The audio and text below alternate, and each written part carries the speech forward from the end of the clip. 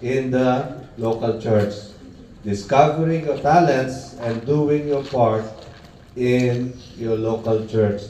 No, ngayong buwan na ito po na pinag-uusapan po natin ay patungkol sa local church. Nung last week po na pag-aralan po natin kung paano ba magkaroon ng encouragement sa loob ng isang simbahan. Kaya ganun na lamang po kahalaga ang isa pong local church o ang simbahan.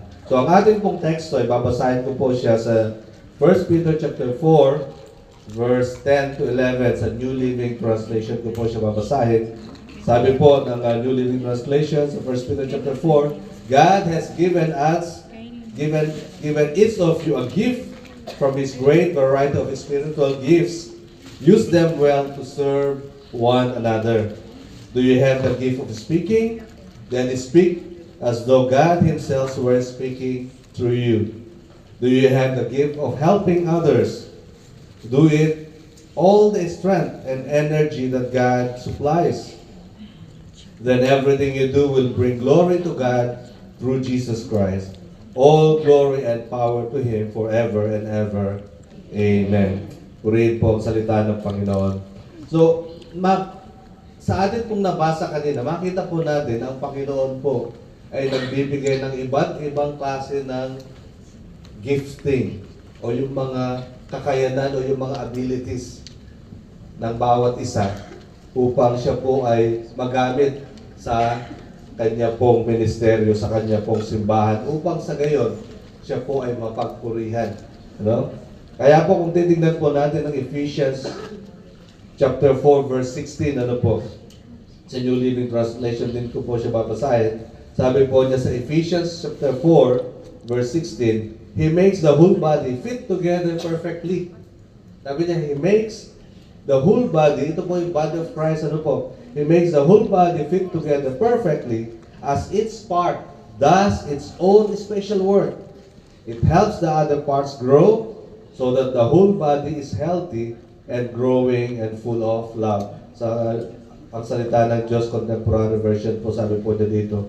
At sa pamumuno niya, ang lahat ng bahagi ng katawan ng walang iba kundi ang kanya, ang mga mananampalataya, ay pinag-uugnay-ugnay at ang bawat isa ay nagtutulungan at sa pagganap ng bawat isa sa kani-kanilang tungkulin ng may pag-ibig, ang buong katawan ay lalago at lalakas. Kaya He put together everything perfectly daw. Kaya ganun po kahalaga ang bawat isa sa atin na nandito. Ano? So ang tanong po, ano po ba ang meron ako o ikaw na magagamit sa kaharian ng Panginoon? Sino po dito yung alam na alam niya ang kanya pong katangian? Meron po ba dito? Ano po?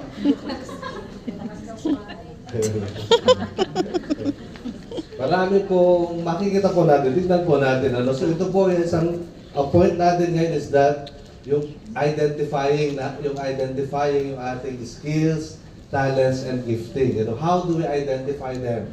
Paano natin siya malalaman? Kasi nga sabi ng Panginoon, kailangan magamit ka at may parte ka sa kanyang ministeryo. Kaya ang tanong, Lord, ano po yun? Paano po yun? Meron po, binigay sa atin ng Panginoon sa kanyang banal na salita na paano natin malaman kung anong meron tayo. Kasi po ang mga skills, lalo na po yung mga giftings natin, ito po yung natural abilities natin na kayang-kaya mong gawin, hindi mo na pinag-iisipan, alam mo nang gawin. Di ba meron sa atin dito? Hindi mo naman sinabing, gusto kong maging madaldal. Pero madaldal ka talaga. Di ba? May paggagamitan ng Lord sa ganyang klase talento. So tignan po natin, sa Ephesians chapter 4 verse 11, sabi po niya, Now these are the gifts Christ gave to the church.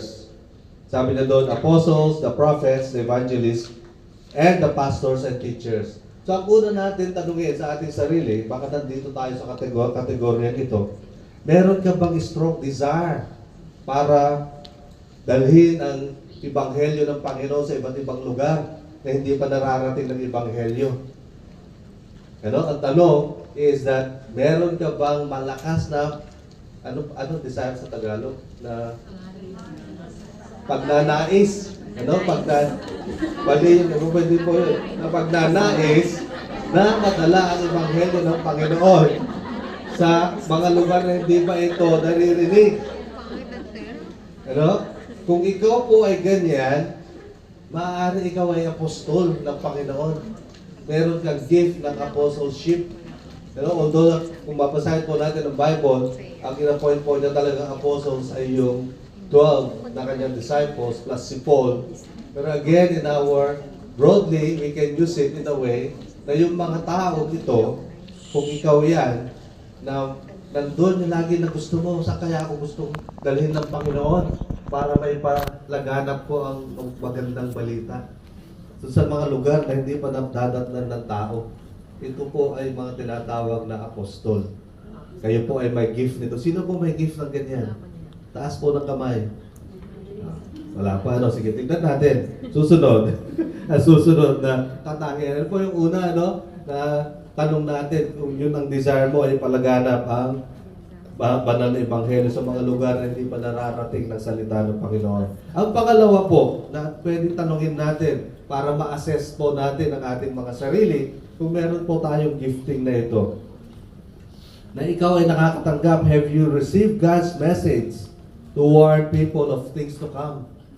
Minsan, may mga tao na talagang binibigyan ng Panginoon ng mensahe at sabihin mo ito sa mga tao, sabihin mo ito sa community yan o sa pamilyang yan. Kung ikaw po, doon po sa nabasa natin sa Ephesians chapter 4 kanina, verse 11. Now these are the gifts, sabi niya doon, Christ gave to the church the apostles. Ang pangalawa yung the prophets. Kung ikaw po ay may mga mensahe na tatanggap sa Panginoon, dahil ikaw ay talagang nag-spend ng time sa pananalangin, sa pag-aaral ng salita ng Panginoon, dumarating ang mga mensahe niya sa iyo to a certain community, to a certain people, para sila ay warningan, para po sila ay masabihan sa mga judgment na maaaring darating sa kanila. Malala niyo po si Job, si Jonah. Siya po ay binigyan ng Panginoon ng mensahe. Sabi niya, punta ka sa Nineveh. Sabihin mo sa kanila na lilipulin ko yung kanilang syudad, yung kanilang bansa. And if you have that kind of calling, gifting, ikaw ay isang propeta. That's a gift of a prophet. Dalawa na tayo, na apostles and a prophet. So ano pa po? Ano bang pwede natin i-assess? Pangatlo po is, you have the ability to communicate the truth of salvation. Yung parang madali sa'yo magpahayag ng salita ng Panginoon, ang kanyang kaligtasan. Tuloy, marami ditong ganong gift. Pangapat naman po, yung meron kang desire na magturo, na sa iyo talagang kayang-kaya mo bulay-bulayin ang mga salita, gusto mo mag-aral at i-share ito yung pinag-aaralan. Ang tawag po dyan, meron kang gift ng pagpapastor at pagtuturo. Amen? Yung gusto mo mag-aral, gusto mong bulay-bulayin ang salita ng Panginoon at limihin ito at i-share sa mga tao. If you have that kind of gifting, ibig sabihin, meron ka pong gift ng pagpapastor at pagtuturo. Amen? Sino po dito meron? Kung meron siguro sa atin, mga ayaw lang ang tawag dito, magbigay ng time sa Panginoon. But I tell you, napakaganda po ng maging bahagi ng katawan ni Kristo. You know? Ang panglima po, ay kung ikaw yung laging, tanungin mo sarili mo, ikaw ba yung laging pinupuntahan ng tao para humingi ng advice? Humingi ng tawag dito? Kinukonsulta ka sa mga desisyon na mahirap sa kanilang buhay. Sabi po dito sa 1 Corinthians chapter 12 verse 8, doon po sa unang bahagi niya, sabi niya, to one person the Spirit gives the ability to give wise advice to another, the same Spirit gives the message of special knowledge. So yung first part na sabi na dito, to one person the Spirit gives the ability to give wise advice. Ibig sabihin po, kung ikaw lagi pinupunta, nilalapitan ng mga kapwa mo mananampalataya, nagtatanong sila sa iyo, kumukonsulta sila sa inyo sa mga bagay na malalaking desisyon nila sa buhay.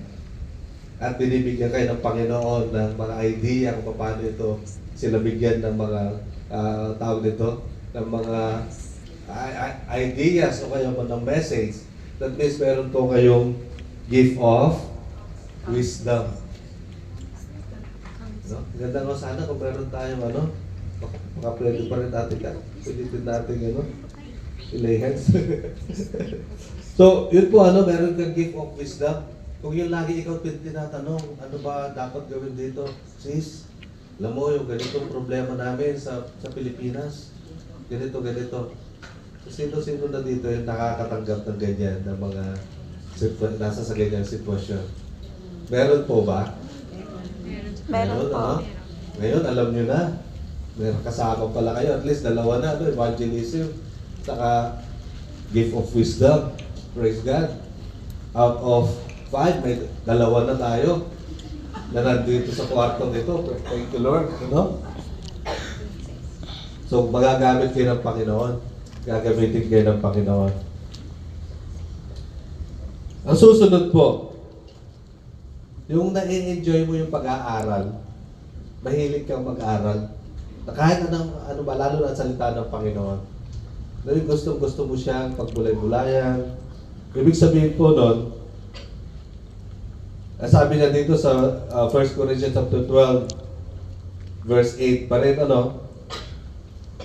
So, tignan niyo po yung Bible, yung maganda po nababasa natin kasi it will be very difficult for you to understand pag hindi po natin nabasa kasi in the absence of the monitor. Kaya po pala, nalala ko po si Pastor Ferdy. Po niya passionate niya sa pagkakaroon ng Biblia. Sino po dito ang walang Bible? Lahat po tayo may Bible. Walang Bible. Sino po yung walang Bible dito? Meron po yung mga walang Bible. Cellphone na lang gamitin. Di ba napakahalaga po ng Bible? Sino po dito nakakabili ng mga mamahaling gamit? Sabihin na lang natin telepono na mamahalin.